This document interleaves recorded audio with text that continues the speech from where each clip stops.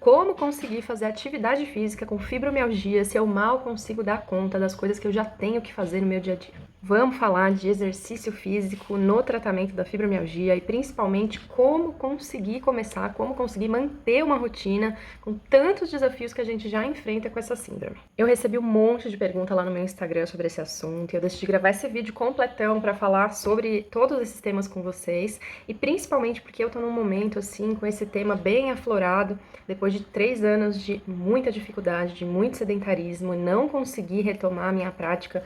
Tentei de tudo e não conseguia, e agora finalmente eu consegui. Tem 3 semanas que eu estou ativa novamente, já emergiram aí muitas coisas, muitos desafios para lidar, e eu fiquei com vontade de trazer aqui para vocês pra gente poder pensar sobre isso juntas. Então eu vou abordar esse assunto por tópicos aqui para facilitar a reflexão. O primeiro, assim, eu acho que mais disparado, que mais pessoas têm dificuldade é em relação à disposição para atividade física. A fadiga é um sintoma muito presente na fibromialgia e isso é um grande impedimento, porque se a gente está atacada na cama, sem energia nenhuma para levantar, como que a gente vai conseguir ir para uma atividade física que vai demandar mais energia ainda da gente? Em relação à fadiga, é o que eu sempre falo, não existe uma solução rápida e imediata, infelizmente. A fadiga é algo que a gente precisa cuidar com mudança de hábitos e é uma coisa assim de médio e longo prazo. Mas tem algumas coisinhas que a gente pode fazer para já ajudar e começar a conseguir fazer atividade física, porque, por incrível que pareça, fazer atividade física vai ajudar muito com a fadiga no curto, no médio e no longo prazo. É fundamental para você fazer o manejo da fadiga como um sintoma da fibromialgia, você ter um cuidado com o sono, hábitos de higiene do sono, evitar o uso de remédios controlados, cuidar da sua alimentação, principalmente nas horas que antecedem o sono, cuidar da cafeína e, resumindo, fazer de tudo para que você tenha uma boa noite de sono restauradora, para que você consiga descansar seu corpo e poder ter um pouco mais de disposição. Existem também alguns suplementos que podem ajudar. A coenzima Q10 é um suplemento que tem alguns estudos já falando sobre o uso na fadiga crônica, mas sempre precisa ter um acompanhamento médico. Então converse com seu médico, fale com ele sobre isso para ver se você pode começar essa suplementação. Fazer exames de rotina também pode ajudar, porque você pode ter uma disfunção da tireoide, você pode ter um problema de anemia, tem várias coisas que podem estar contribuindo com a fadiga e que você pode não saber. Agora, a fadiga também pode vir de um processo de sobrecarga, tanto a sobrecarga física quanto uma sobrecarga mental e emocional. E isso a gente só vai conseguir gerenciar na base da terapia. Se você não tem acesso à terapia nesse momento, tudo bem, você pode procurar alguns livros para te inspirar, você pode seguir páginas de pessoas que estejam falando sobre autoconhecimento, sobre reflexões, e você mesma, né, melhor do que ninguém para fazer esse processo de investigação interna e descobrir o que não está indo bem ali, que pode te aliviar, tirar essa carga do seu ombro, porque isso pode ser um dos grandes intensificadores do seu sintoma de fadiga. E uma coisa que acontece depois que a gente começa a atividade física é um sintoma de fadiga pós-exercício. Então eu fui lá, me empolguei, porque eu estou muito animada que eu voltei para atividade física, e aí eu exagero. E depois eu tenho ali um cansaço, um processo de às vezes dias para me recuperar. Então, achar esse equilíbrio, tanto para dor quanto para fadiga, é muito importante, de retomar aos poucos ou de iniciar a sua prática de atividade física aos poucos. Isso, inclusive, é até documentado na literatura científica, porque é uma oscilação que acontece naturalmente, porque a gente passa alguns dias sem disposição, de repente, naquele dia que a gente tem disposição, a gente quer fazer tudo para compensar o período que a gente ficou parado. Isso não pode acontecer, porque a gente entra nesse ciclo de exagero e pausa total, exagero e pausa total, né? O ideal é que a gente consiga equilibrar esses dois extremos e fazer as coisas com muita paciência. Isso envolve lidar com muita frustração, que é um dos meus grandes desafios para retomar a atividade física, porque a gente precisa realinhar nossas expectativas, entender os novos limites do nosso corpo, ou pelo menos os limites atuais do nosso corpo, que tendem a aumentar quando a gente vai fazendo a prática, mas que no começo a gente precisa ir com muita cautela para não extrapolar e depois sofrer as consequências. Então, quando eu volto da minha atividade física, eu sempre tomo um banho bem quente, faço um chazinho, passo pomada, arnica, cânfora, tudo isso, aquele cheiro de gelol e tudo que eu puder fazer para favorecer a minha recuperação. Inclusive o CBD tem sido um grande aliado nesse processo para mim. Um outro grande pilar, que foi um dos maiores desafios que as pessoas trouxeram para mim, é em relação à dor. É muito ruim fazer atividade física quando você tá com dor. O que eu faço? Já que a dor tá presente 100% do tempo, claro que dias muito intensos de crise talvez não sejam o melhor momento para você retomar ou iniciar a sua prática de atividade física. Apesar de que um alongamento nesses dias pode ajudar bastante. Você não precisa fazer uma coisa grandiosa, mas você pode sim fazer uma caminhada de 5 minutos, pode fazer um alongamento deitada na cama mesmo.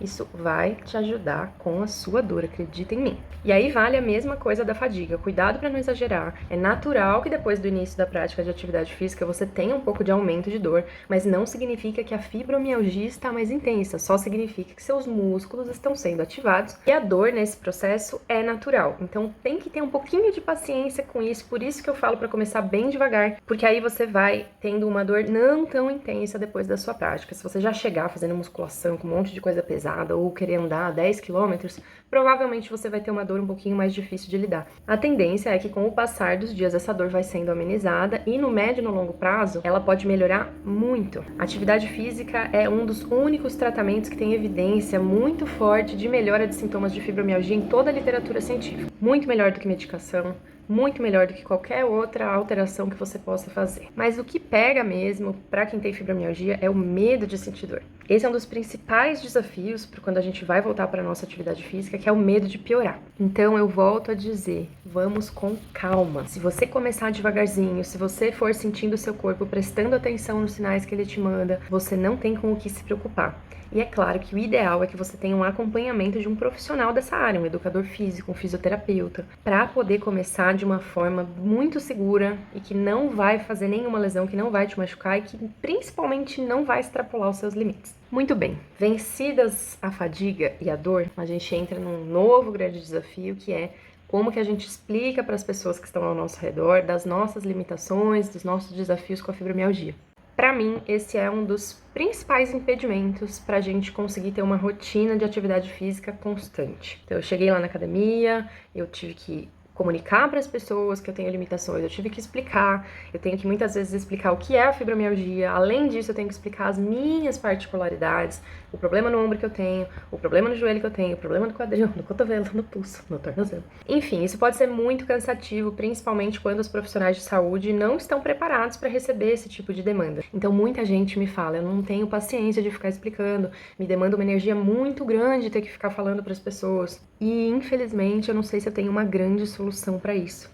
Tendo uma doença crônica é algo que a gente vai ter que lidar diariamente. A gente pode escolher não falar sobre isso, poupar essa energia, mas isso vai ter algumas consequências, como por exemplo, na hora ali de um exercício que você tiver que adaptar, não conseguir, você ficar um pouco de mãos atadas. E tem também o outro lado, de falar, de gastar essa energia para se comunicar, correr o risco da pessoa duvidar do que você tem, correr o risco da pessoa questionar e fazer você se sentir pior ainda, mas com o grande benefício de você ter liberdade para poder comunicar suas dores, para poder comunicar seus limites. Então, essas relações, se comunicar sobre a fibromialgia, realmente é uma arte a ser desenvolvida, que parte de um lugar de principalmente você ter confiança naquilo que você tem, naquilo que você sente na fibromialgia e encontrar uma forma suave de falar isso para as pessoas sem que te desgaste muito. Com essa minha retomada foi uma barreira que eu tive que vencer, né? Então eu cheguei, comuniquei com quem fez a minha avaliação física, depois eu comuniquei com o professor que montou o meu treino, que passou o meu treino pra mim. E no primeiro dia foi assim, esse não dá, esse aqui me machuca, esse aqui meu cotovelo dói, esse aqui tá forçando o meu joelho, esse aqui minha coluna fica assim, né?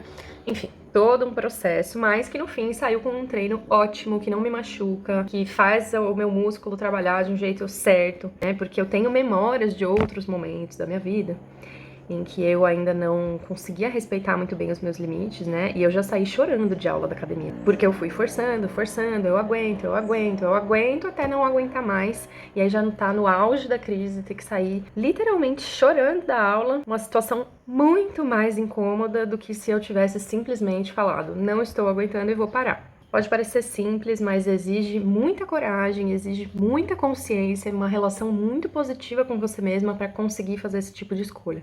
Mas você precisa aprender a se amar e se respeitar, porque cuidar de você envolve muitas vezes essas escolhas para a sua própria proteção. Nessa dinâmica das relações existem também outros 2 pontos que vêm com muita frequência, que é comparação com as outras pessoas e medo de ser julgada. Então estou eu lá na minha aula de yoga maravilhosa e de repente eu vejo que eu sou a pior da aula em vários exercícios. Eu não consigo me alongar para cá, não consigo aguentar essa posição, não consigo às vezes apoiar meu joelho no chão porque o meu joelho dói em contato com superfícies. E isso tudo gera uma frustração enorme, porque você se sente mal, você sente que você é ruim e a gente precisa estar muito consciente, muito presente para isso. Eu não acho que isso é algo que vai embora, tipo, eu não ligo para os outros, eu estou ótima.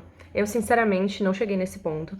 O que eu consegui chegar hoje é reconhecer essas comparações que eu vou fazendo na minha cabeça, né? Que eu tinha que estar melhor. Olha como aquela pessoa tá muito melhor que eu. Olha como o corpo daquela pessoa tá muito melhor que o meu. Reconhecer essas coisas e se acolher. Se acolher e lembrar que não é isso que importa, que você não tá ali pra vencer uma competição com ninguém, que você não tá ali pra ser avaliada, você tá ali pra cuidar de você tá ali pra fazer bem pra sua saúde, pro seu tratamento médico. E se os outros te julgarem, se os outros acharem que você é isso ou que você é aquilo, isso não é a prioridade, ou pelo menos não deveria ser a prioridade quando a gente tá falando da nossa saúde. E aí a gente fica presa nesse limbo. Eu não vou, porque quando eu vou, eu não consigo fazer tudo que eu queria, meu corpo não aguenta, meu corpo não acompanha a minha mente, mas quanto menos eu faço, menos ainda ele acompanha. E aí a gente tem essa escolha. Vou aceitar, vou flexibilizar, vou me contentar com o que meu corpo consegue fazer hoje e insistir nisso e praticar para conseguir melhorar aos poucos, ou vou abrir mão e vou deixar meu corpo definhar, porque é isso que vai acontecer se a gente ficar parado.